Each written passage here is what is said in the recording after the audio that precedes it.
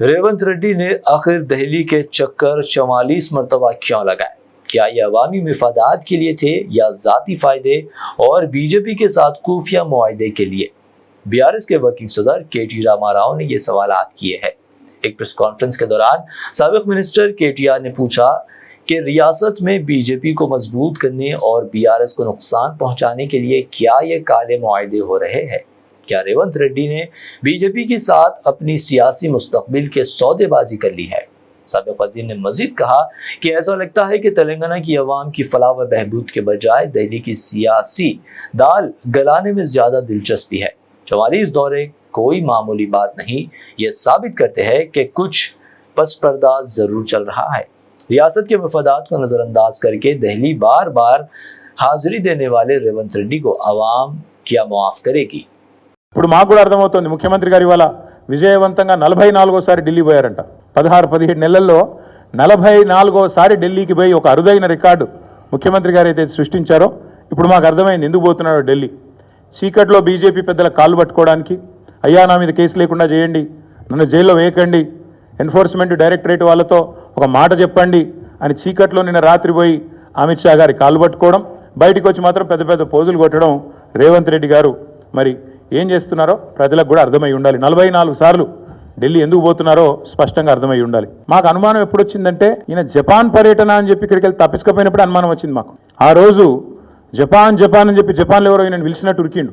చూస్తే కరెక్ట్గా అప్పుడే ఈడీలో A1 A2గా రాహుల్ గాంధీ గారిని, సోనియా గాంధీ గారిని పెట్టారు. దేశంలో ఉన్న కాంగ్రెస్ నాయకులు అందరూ స్పందించారు. కానీ రేవంత్ రెడ్డి గారు ఈ రోజు వరకు ఒక్కసారి కూడా నోరు విప్పలేదు. ఆ రోజు ఎందుకు అనుకున్న వాళ్ళకి ఇవాళ సమాధానం దొరికిందని నేను అనుకుంటా ఉన్నా. ఎందుకంటే రేవంత్ రెడ్డి గారికి తెలుసు ఈ కేసులో ఆయన కూడా ఉన్నాడు.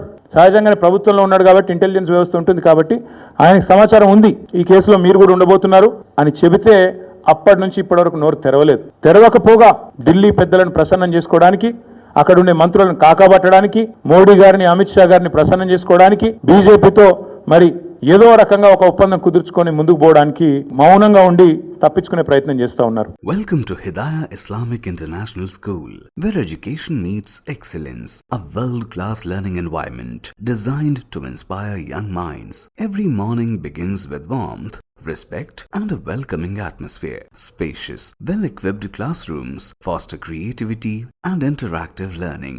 Experienced teachers engage students, encouraging curiosity and active participation. Hands-on experiment in our modern science labs brings learning to life. Technology-driven education ensures students are future-ready. A well-stocked library nurtures a love for reading and knowledge. With strong Islamic values, we guide students in Quranic learning and character building. Beyond academics, we promote fitness, teamwork, and discipline through sports. Join Hidayah Islamic International School at Mehdipatnam, Santosh Nagar, Bahadurpura, Sun City, Toli Chowki, and Aramghar. Your child's bright future begins here.